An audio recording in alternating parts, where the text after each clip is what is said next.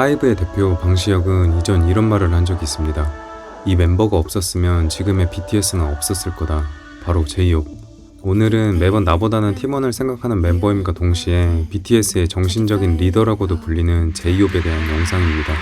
나는 여러분들의 호흡, 여러분들은 나의 호흡. 제 이름은 제이. 어린 시절 제이홉은 고등학교 문학 선생님이셨던 아버지의 영향을 받은 덕에 공부를 꽤나 잘하는 편이었습니다. 그런데 제이홉의 인생은 초등학교 5학년 수학여행을 계기로 바뀌게 되는데요. 무대 위에 올라 춤을 추는 그를 보고선 친구들이 많은 칭찬을 해줬고, 이에 희열을 느낀 제이홉은 춤을 추는 사람이 되어야겠다라는 결심을 하게 된 것이었죠. 나는 진짜 이걸 해야겠다 해서 이제 엄마한테 졸라서 춤학원을 가가지고 이제 춤을 되게 열심히 췄었죠. 근데 추면서도 저는 느꼈었어요. 아, 진짜 이 길은 나의 길이구나. 꼭 해야겠다. 그러나 제이홉의 바람과는 반대로 그의 아버지는 이에 굉장히 크게 반대하셨는데요. 물론 춤이 너무나도 좋았던 제이홉은 끝까지 춤을 포기하지 않았고, 결국 아버지는 이런 말씀을 하시게 되죠. 집에서 너 얼마나 춤을 잘 추는데 좀 춰봐야 지금. 옛날에 집에 거실에서 췄어요. 뭐 했어? 팝핀 엄청 췄어요. 아버지 제가 이런 춤을 춥니다 하면서 팝핀을 엄청 췄어요. 와. 그리고 아무런 음악도 없이 정신없이 춤을 추는 제이홉을 보곤 아버지는 결국 허락을 해주셨죠. 한편 제이홉이 얼마나 특별했던지 당시 춤학원 대표는 그를 이렇게 기억합니다. 호석이는 춤을 아예 못 추는 상태로 학원에 왔는데 엄청난 노력으로 급성장했어요. 당시는 밤 12시가 넘으면 집에 가는 버스가 끊겼는데요. 그러면 호석이는 새벽 2, 3시를 넘어서까지 연습을 하고 친한 형들 집에서 자고선 또 다음날 학원에 와서 연습을 했습니다. 그런데 어느 날 제이홉에게 위기가 찾아오게 되는데요. 집안 환경이 잠시 안 좋아지는 바람에 학원비를 납부하지 못하게 된 것이었죠. 이에 제이홉은 남들이 레슨을 받을 때는 학원 소파에 앉아 남들이 추는 춤을 구경했고, 또 레슨이 끝나면 텅 빈 연습실에서 혼자서 춤을 추곤 했습니다. 한편 연습실에서 혼자 죽어라 춤을 추는 제이홉을 보고 당시 학원에서 춤을 좀 추던 형 한 명은 이런 제안을 하게 되는데요. 야, 너 그냥 우리 연습실에서 같이 연습할래? 그렇게 제이홉은 댄스팀 뉴런에 들어가게 됐고, 이후 이 팀에서 처음으로 스트리트 댄스를 접하게 됩니다. 저희 뉴런 입단 기준이 저희가 사실 주말까지 포함해서 매일 3연습을 4시까지 했었거든요. 네. 그때 이제 그거를 담당하는 사람들만 저희가 받았어요. 그래서 호석이 같은 경우에는 그때 당시에 중학생이고 학원 병행하는 상황이 있어도 그 3연습을 견뎌냈기 때문에 뉴런에 합격했었어요. 이후 15살 최연소의 나이로 댄스팀 뉴런에 들어간 제이홉은 각종 대회에서 상을 휩쓸며 광주 춤꾼들에게 알려지기 시작합니다. 당시 춤을 얼마나 잘 췄는지 JYP 오디션에 참가해 공채 6기로 합격을 했을 정도였죠. 한편 당시 지역의 유명 댄스 학원들은 춤을 가르치는 것뿐만 아니라 데뷔 가능성이 있는 학생들에게 서울의 엔터테인먼트 회사와 연결을 해주기도 했는데요. 그렇게 제이홉은 자연스럽게 빅히트의 오디션을 보게 됐죠. 그리고 이때 BTS 멤버들의 캐스팅 일화 중 가장 유명한 사건이 벌어지게 됩니다. 당시 빅히트 오디션 관계자는 연습실에 카메라를 설치해 놓고선 제이홉에게 혼자서 춤을 추다가 다추면 나가도 좋다 라고 말한 뒤 밥을 먹으러 나갔습니다. 그런데 이후부터 3시간 후 연습실에 돌아온 관계자는 정말 깜짝 놀라게 되는데, 제이홉이 그 3시간 동안 쉬지 않고 춤을 추고 있었기 때문이었죠. 그렇게 그는 빅히트 오디션에 합격하게 됩니다.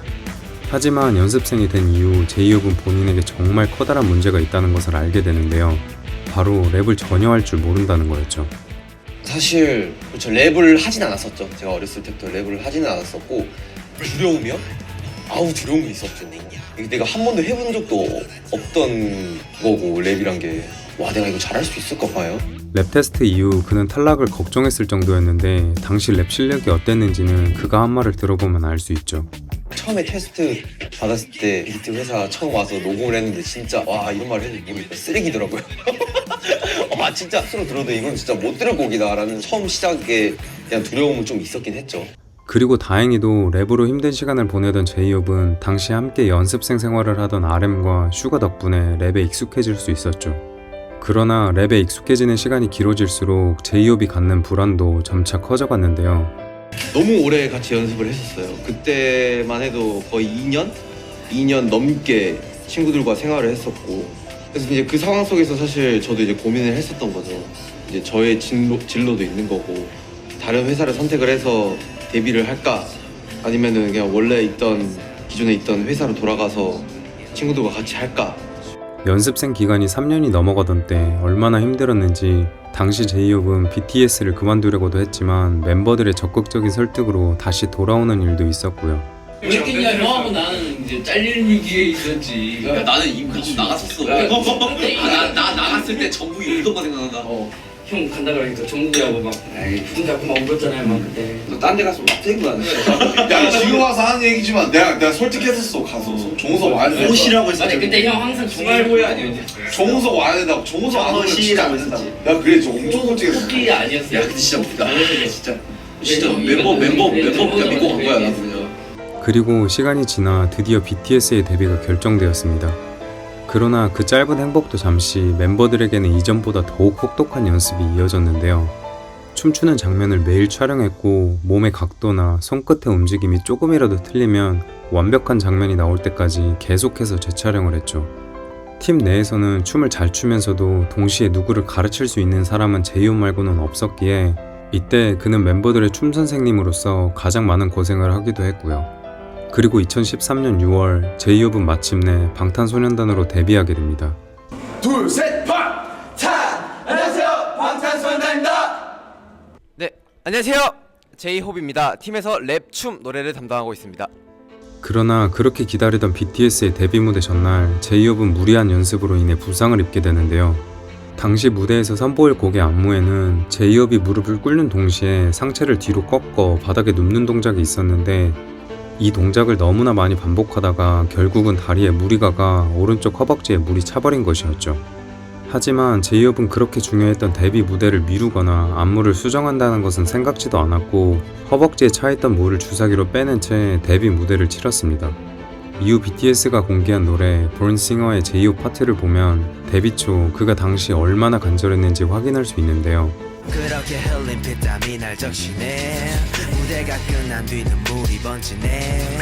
한편 제이홉은 연습생이 되기 전에는 춤밖에 몰랐음에도 불구하고 지속적인 노력으로 이후 발매한 후속 앨범에서도 계속해서 작곡 및 작사에 참여했고 또 랩을 했습니다.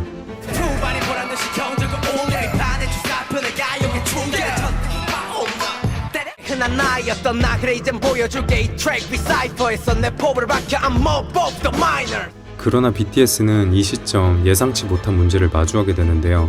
데뷔 속 앨범 수록곡들이 많은 사랑을 받았던 것과는 달리 다음 후속 앨범이 생각보다 많은 관심을 받지 못한 것이었죠. 하지만 그럼에도 불구하고 이들이 데뷔했던 당시에는 다른 신인 그룹들이 정말 많이 데뷔했었기에 이들은 반응이 있건 없건 정말 죽기 살기로 노력해야만 했습니다.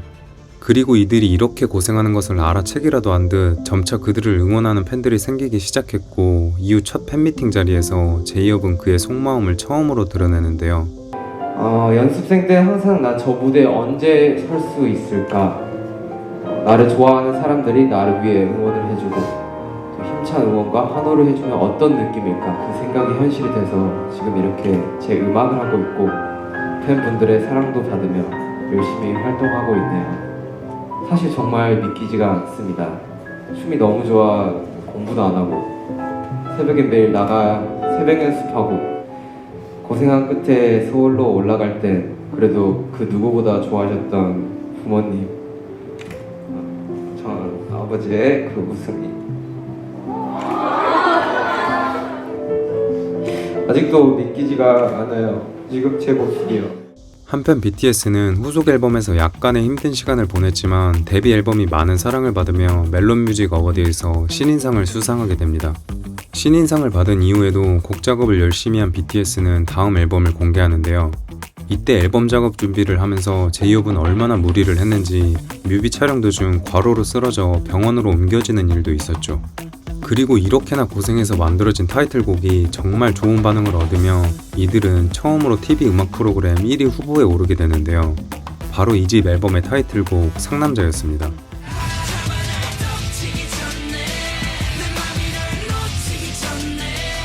상남자가 1위 후보에 오른 이후 제이홉은 이후 팬미팅에서 진심이 담긴 감사의 인사를 전하게 됩니다. 정말 좀 더 열심히 해서 더 밝게 빛나는 그런 방탄으로 보여드리겠습니다. 말이 길어졌는데 딱 한마디만 할게요. 피었을 때도 지었을 때도 아름답고 예쁜 건 꽃이라고 합니다. 항상 여러분에게 아름답고 예쁜 꽃처럼 그런 가수가 될게요. 사랑합니다. 감사합니다. 한편 성공적인 데뷔, 신인상, 거기다 1위 후보까지 한 상태였기에 BTS에게 있어 다음 앨범의 성공 여부는 그 어느 때보다도 중요했었습니다. 그런데 이때 가장 큰 문제는 타이틀곡이었던 댄저였는데요. 타이틀곡 댄저에는 제이홉도 곡 작업에 참여했었는데 제이홉은 연습생이 된 이후에야 랩을 시작했기 때문에 당시 작업은 그에게 있어 특히나 더욱 힘든 시간이었죠. 왜 이렇게 작업해야 될까? 가사가 안 나온다. 뭔가 영감이 안 떠올라. 계속 이렇게 작업을 하고 있는데 빨리 나에게 엄청난 이런 영감이 딱 와가지고 뭔가 가사가 팍 나왔으면 좋겠다.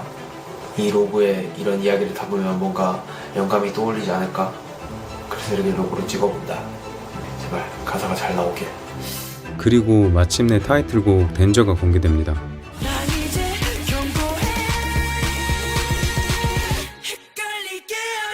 댄저는 당시까지 발표된 BTS의 곡 중 가장 안무 난이도가 높은 곡이었기에 멤버들은 안무 연습만 하루 16시간 이상씩 해야 했습니다.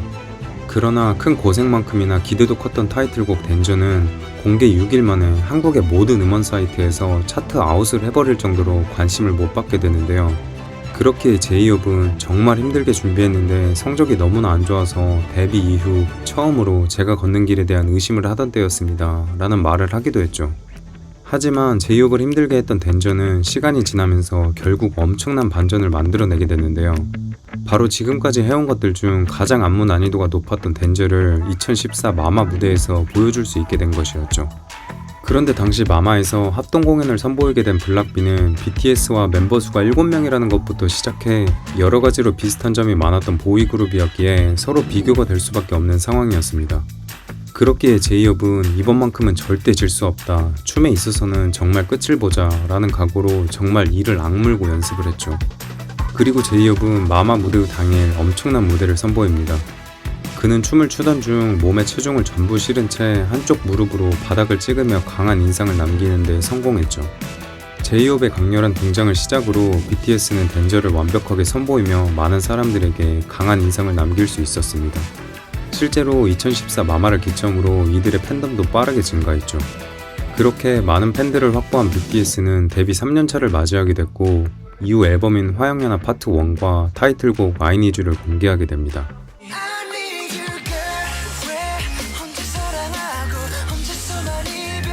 I Need You를 포함한 앨범으로 데뷔 이래 가장 많은 사랑을 받은 BTS는 단독 공연을 할 수 있을 정도로 성장하게 되는데요. 그리고 이 단독 공연장에서 제이홉은 부모님을 언급하며 눈물을 흘리게 됩니다. 그리고 오늘 우리 가족 왔어요. 우리 아빠 엄마 지금 잘 안 보이는데 아까 이제 무대를 할 때 이제 부모님 얼굴을 봤어요.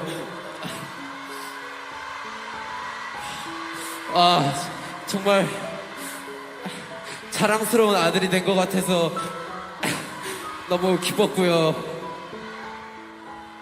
다시 한번 우리 가족한테 사랑한다는 말 전하고 싶고, 우리 다 아미 여러분들 덕분에 이렇게 제가 무대에 있고 이 무대에서 우리 가족한테 저의 모습을 보여줄 수 있는 것 같아요.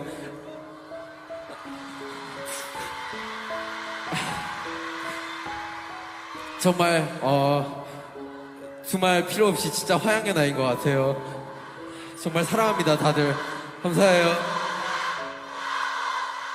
한편 감동적이었던 첫 단독 공연 이후에도 제이홉에게는 계속해서 좋은 일들이 이어지는데요. 이후 공개한 앨범과 타이틀곡 런이 또다시 엄청난 사랑을 받게 된 것이었죠.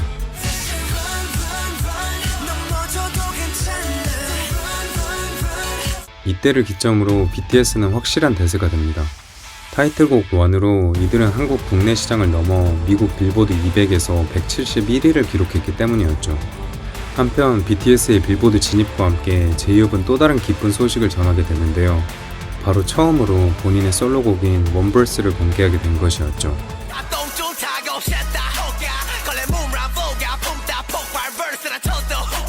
그리고 제이홉이 솔로곡을 공개한 지 6개월 만에 BTS는 스페셜 앨범과 함께 타이틀곡 불타오르네를 선보이며 화양연화 시리즈를 완벽하게 마무리합니다.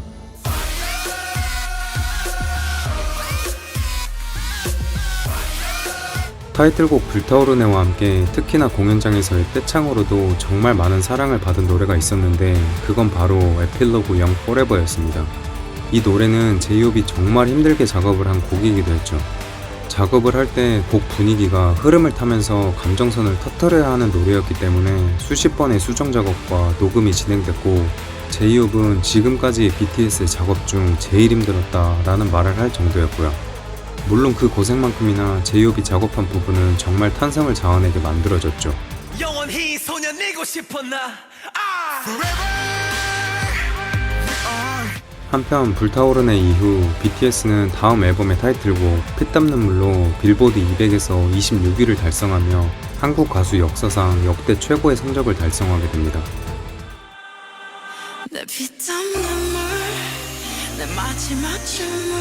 그러나 윙즈 앨범으로 인해 BTS에게 쏟아진 전 세계적인 사랑과는 별개로 제이홉에게는 이 앨범이 더욱 특별했었는데요.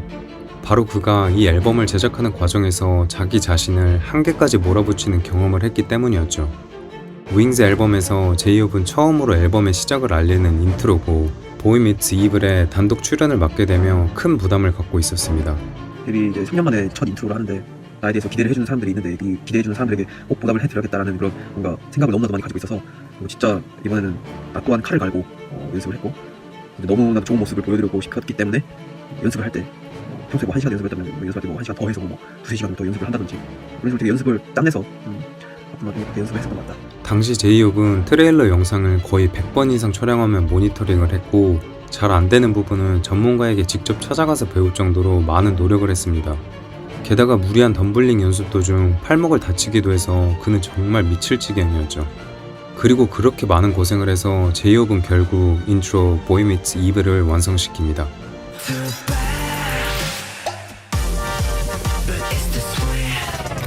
이와 함께 제이홉은 그를 떠올리면 절대 빼먹을 수 없는 노래 하나를 공개하게 되는데요.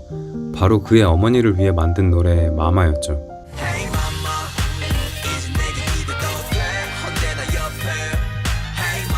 BTS가 전 세계적인 반응을 받기 시작하던 때 제이홉은 언젠가 본인이 개인 무대를 할 수 있게 되면 그때는 꼭 어머니에 대한 이야기를 하고 싶다 한 적이 있었습니다. 어머니에 대한 이야기를 하고 싶었던 건 제이홉의 유년 시절의 기억 때문이었죠. 어린 시절 춤추는 것에 대해 유독 반대가 심하셨던 아버지와는 반대로 어머니는 투잡을 뛰시면서까지 그의 춤 학원비를 내주셨고 항상 제이홉을 응원해 주셨습니다. 그리고 시간이 지나 결국 성공을 하게 된 제이홉이 그때의 어머니의 희생에 감사의 의미를 담아 노래를 만들어냈죠. 한편 피땀 눈물과 마마가 포함된 윙스 앨범을 기점으로 해외에서의 아미들이 급속도로 늘어나기 시작했는데요. 그리고 그 엄청난 사랑과 함께 BTS는 데뷔 이후 첫 대상을 받게 됩니다. 이때 수상하러 가는 길 제이홉은 가장 먼저 눈물을 보이기도 했죠. 지난 날들이 떠올라서였는지 그는 상을 받은 후 자리에 돌아와서도 한동안 눈가에 눈물이 맺혀 있었고요. 첫 대상을 받은 이후 BTS는 윙스 월드 투어를 시작하게 됩니다. 그리고 월드 투어 도중 제이홉은 처음으로 혼자서 본인의 솔로곡 마마를 무대 위에서 선보이게 되는데요. 옆자리를 지켜주던 멤버들 없이 오직 혼자 그 큰 무대를 채워야 했던 것은 처음이었기에 걱정도 참 많았죠. 개인 무대로 이렇게 스테이지를 하는 건 처음이죠. 아무래도 7명이서 하다가 혼자서 하려니까 없잖아. 그런 부담감은 있죠. 분명한 건 처음 마마 무대를 섰을 때 속이 타들어가더라고요. 물을 마셔도 목이 계속 타고. 그러나 혼자 무대에 선 이후 제이홉은 본인의 새로운 모습을 발견하게 되는데 그건 바로 그가 압박감과 함께 새로운 도전을 할 때마다 스스로 성장하고 또 그 과정을 즐긴다는 것이었습니다. 제가 또 이끌어야 되잖아요. 많은 관객들. 근데 그런 압박감과 동시에 뭔가 제가 잘 해야겠다라는 그런 패기와 용기가 생기게 되고 그러면서 뭔가 저도 모르게 좋은 결과를 불러올 거라고 저는 생각이 들어요. 그래서 이렇게 한 계단씩 성장할 수 있는 거고. 한편 월드 투어를 하던 도중 BTS에게는 큰 선물이 주어지는데요. 바로 2017년 미국 빌보드 뮤직 어워드에서 K-팝 그룹 최초로 톱 소셜 아티스트를 수상하며 K-팝의 새 역사를 쓴 것이었죠. 그리고 이후 BTS는 다음 앨범과 함께 타이틀곡 DNA를 공개하며 이 기세를 이어갑니다.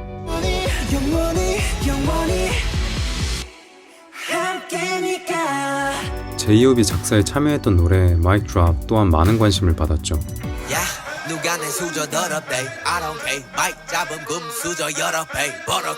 그리고 엄청난 관심과 함께 BTS는 당시 앨범으로 빌보드 앨범 200 차트에서 7위에 오른 것도 모자라 AMA 무대를 통해 미국 데뷔까지 하게 되는데요.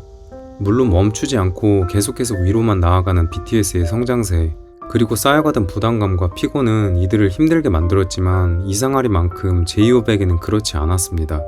앞서 말했듯이 이전 마마 무대를 홀로 해낸 이후 제이홉은 새로운 도전에서 재미와 흥미를 느꼈던 경험 때문이었는지 AMA 무대를 마친 제이홉은 되려 약간은 흥분돼 있었죠. 여기는 AMA가 끝나고 난 후 내 호텔 방이다. AMA에서 우리가 무대를 했다는 게 아직도 실감이 나지 않는데 어떻게 우리가 이 자리까지 왔지라는 생각이 좀 든다. 진짜 정말 될 수만 있다면 세계 많은 그런 사람들에게 우리의 음악을 들려드리고 그들에게 감동을 줄 수 있는 그런 아티스트가 꼭 되고 싶다. 지금 시작이 된 것 같다. 뭔가 새로운 뭔가 챕터가 이런 시작되는 그런 기분? 오늘은 정말 너무 기분이 좋은 날이다. 그런데 AMA 무대 이후 본격적인 미국 활동을 시작하면서 제이홉은 정말 예상치 못한 부분에서 크게 좌절하게 되는데요. 바로 영어였습니다. 미국에서 활동하던 때를 제이홉은 이렇게 기억합니다. 무대에 오르는 건 모든 긴장과 떨림까지도 소중하고 제가 해야 되는 일이니까 괜찮아요. 그런데 제가 영어를 잘 못하니까 제 생각과 감정을 제대로 표현할 수가 없어서 그 순간을 즐길 수가 없더라고요. 영어 공부의 필요성을 느끼고는 있었는데 실천을 못하는 저를 보면서 나는 이 정도밖에 안 되는 놈이구나, 내 역량은 여기까지밖에 안 되는구나 하면서 제 탓을 많이 했죠. 팀을 위해 자신이 기여할 수 없는 상황들이 쌓여가며 결국은 제일 그럴 것 같지 않아 보였던 제이홉마저 조금씩 위축되기 시작했죠.